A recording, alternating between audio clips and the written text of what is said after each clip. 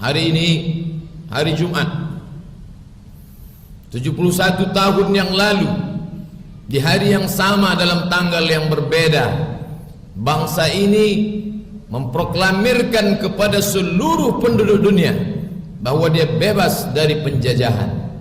Kenapa yang dipilih hari Jumat? Kenapa bukan hari Selasa? Kenapa bukan hari Rabu? Ada apa dengan hari Jumat? Karena memang orang-orang yang mengumumkan kebebasan kita dari penjajahan Belanda, orang-orang kafir laknatullah alaihim ajma'in, itu adalah orang-orang yang religius, orang-orang yang agamis.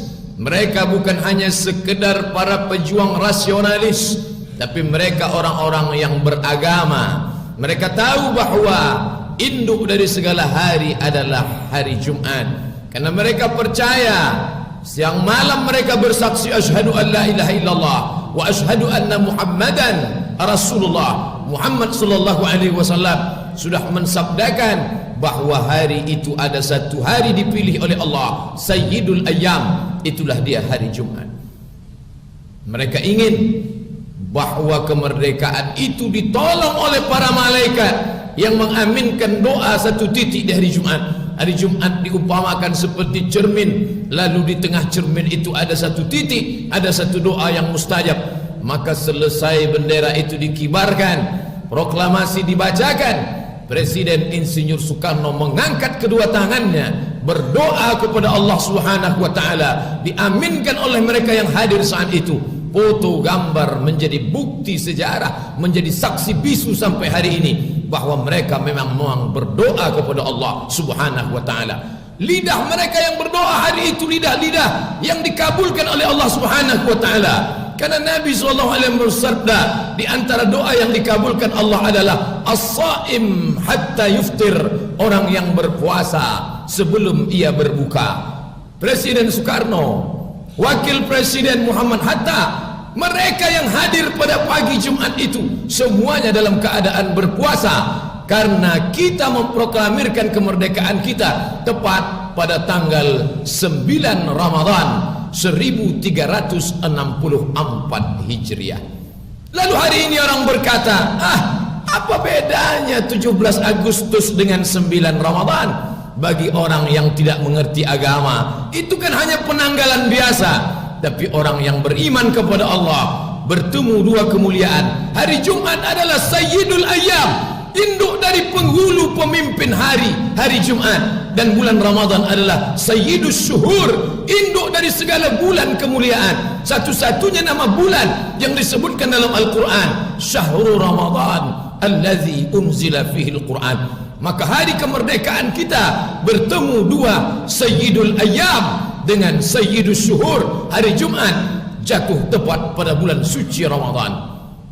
Hari ini anak-anak kita tidak lagi mengerti kapan kita merdeka. Mereka tidak lagi punya polesan agama. Tanpa sadar kita sudah mensekulerkan mereka. Kita sudah membuat mereka tidak mengenal agama. Mereka menganggap agama hanya untuk menikah di masjid, mati solat di jenazah di masjid. Ketika dia dicabut nyawanya, lalu dibawa jenazahnya ke masjid, disolatkan dalam masjid. Dia hanya 2 kali saja berislam. Saat lahir diakikahkan, saat menikah, setelah itu dia pun mati. Dia tidak mengerti bahwa perjuangan negeri ini adalah karena rahmat Allah. Itu tertuang dalam preambul pembukaan Undang-Undang Dasar Republik Indonesia 1945. Kemerdekaan kita atas berkat rahmat Allah Subhanahu wa taala dan diiringi dengan keinginan yang luhur dari bangsa Indonesia. Kita masuk surga bukan karena amal kita yang banyak, dan kita juga merdeka bukan karena persenjataan yang hebat, tapi kita merdeka disadari oleh mereka. Teriakan Bung Karno, teriakan Bung Tomo di Surabaya, teriakan Presiden, teriakan Panglima Angkatan Bersenjata, Panglima Besar Sudirman yang bergerilya di tengah hutan belantara dalam keadaan sakit, dalam keadaan terkena malaria, namun solat berjamaahnya tetap tidak pernah tinggal, zikirnya tetap berkumandang dalam keadaan diangkat di dalam tandu. maka doa mereka inilah yang membuat kita bebas dari penjajahan orang-orang yang tidak diridhai Allah Subhanahu wa taala. Jangan sampai sejarah ini terlupakan oleh anak cucu kita. 71 tahun sudah lamanya. Hari ini apa yang terjadi?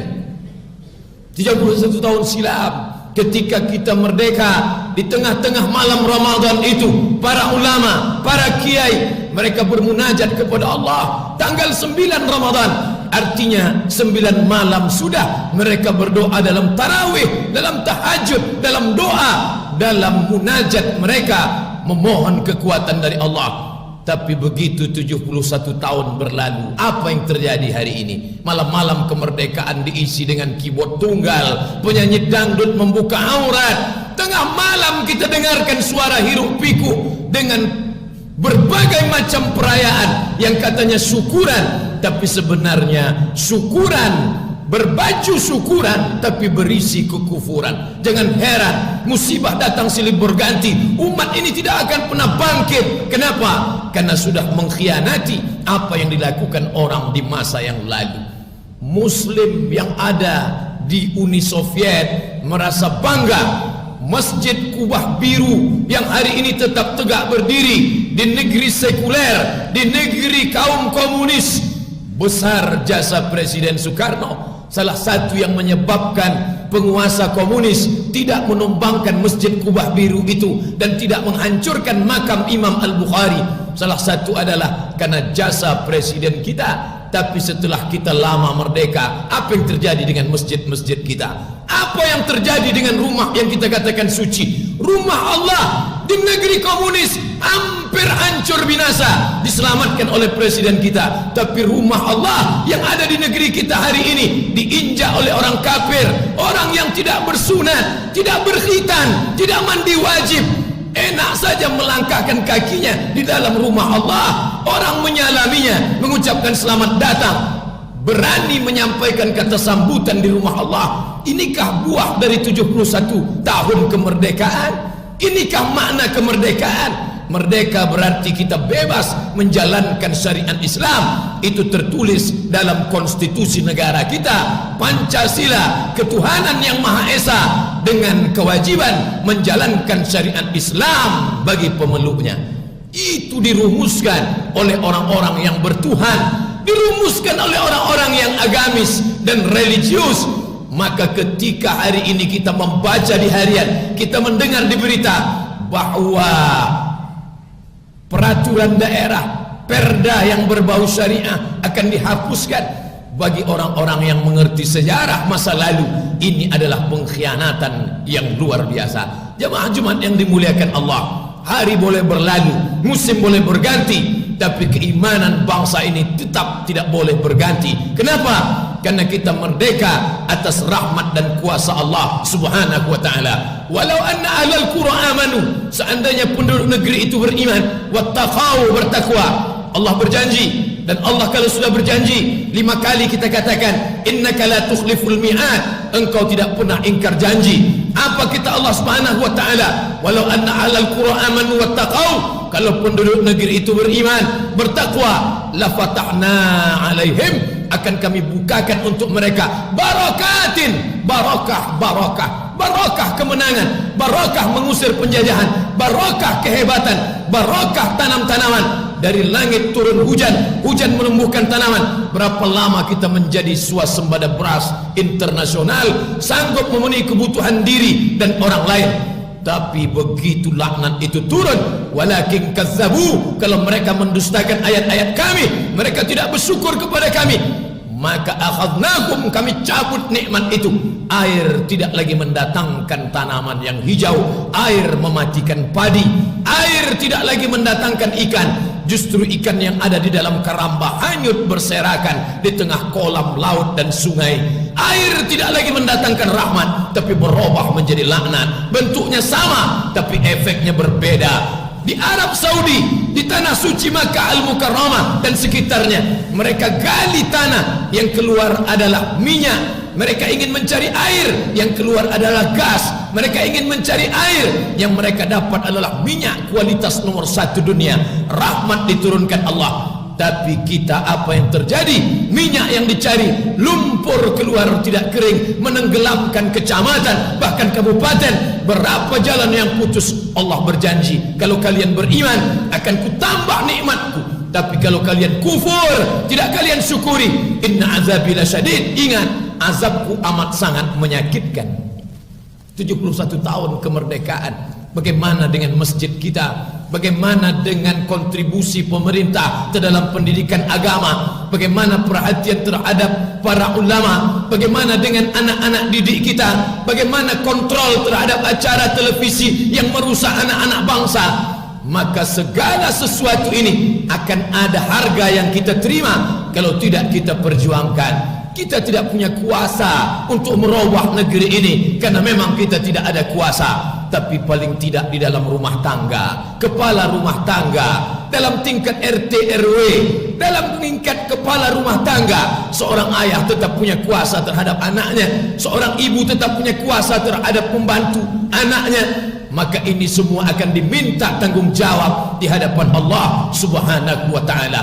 Maka merdeka berarti kita berhasil mengusir penjajahan. Tapi penjajah Belanda sudah lama pergi, kita masih lagi dijajah dengan orang yang kulitnya sama warnanya dengan kulit kita, berbahasa dengan bahasa kita, bahkan dia mungkin satu suku dengan kita, tapi akalnya lebih jahat daripada Belanda. Hari ini berapa banyak orang miskin tidak dapat makan kenyang karena berasnya diambil oleh orang kaya. Berapa banyak orang-orang yang tidak mampu, tidak dapat menyekolahkan anaknya. Dapatkah kita mengatakan kita bebas dan merdeka? Hari ini berapa banyak anak yatim yang terlunta-lunta. Berapa banyak orang yang tidak mampu, tidak dapat menikmati hidup.